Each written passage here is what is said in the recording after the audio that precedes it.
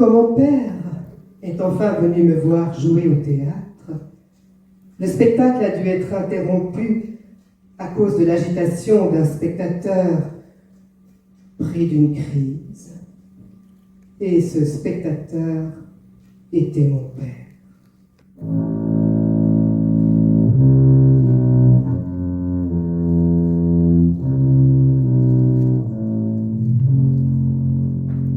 J'ai demandé où il était, ce qu'il était en train de faire.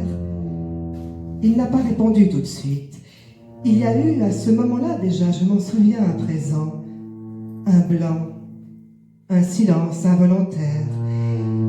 Puis il a dit rien.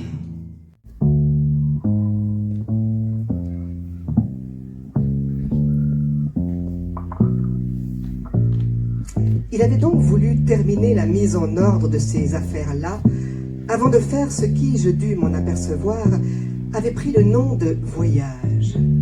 Faire le voyage jusqu'au théâtre, jusqu'au spectacle, jusqu'à moi, sur scène. L'idée de poser une date et venir me voir. C'était là la raison de la mise en ordre du cahier de l'inachevé.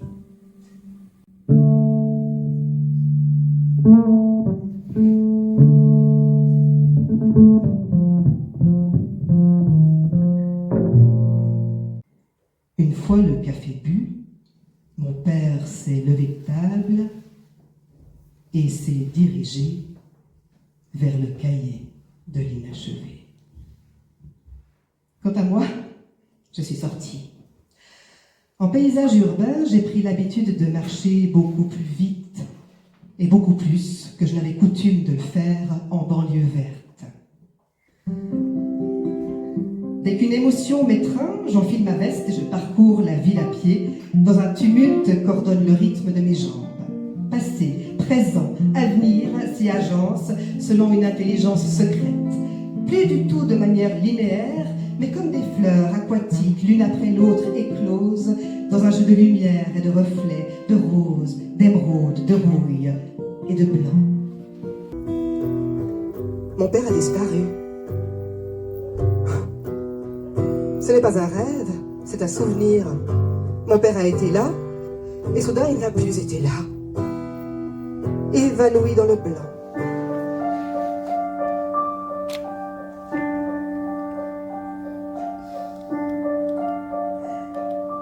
Je n'ai pas vu mon père pénétrer dans le hall d'entrée du théâtre.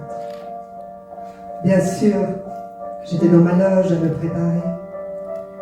Mais j'étais sûre qu'il venait d'arriver. Peut-être avec un bouquet à la main, des fleurs du jardin ou d'ailleurs. Je ne sais pas combien de temps dure cette décorporation. Je vois le public, lui aussi sidéré, mais... folie du théâtre. Il est médusé par la prodigieuse prouesse de comédienne. Il croit au génie de la mise en scène, au temps habité d'un cheminement tout intérieur vers ma fin annoncée. Il est suspendu à mon destin au bord du vide. J'ai écouté la voix et j'ai tout dépensé pour ma chapelle. Voilà ce qu'il me reste. Je vous le rends à toi, père, et à maman, et je m'en vais. Je quitte le domicile paternel. C'est la loi de l'oisillon et de l'éléphanteau. Tout me brûle. Ces étoffes, ces souvenirs, ces membres même me brûlent. Tout me brûle. L'amour. L'amour. L'amour est à réinventer.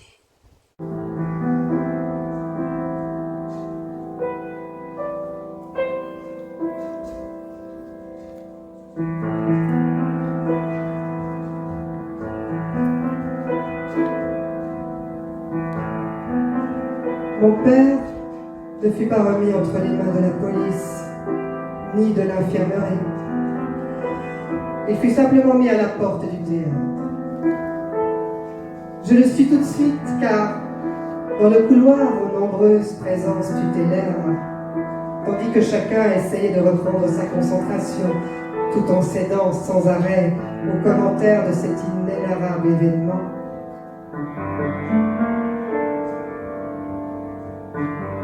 j'écartai un pan du rideau et,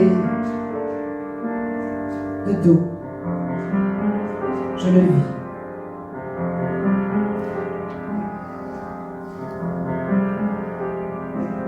Auréolé d'une sublime délivrance, toute spiralée de fumée bleue.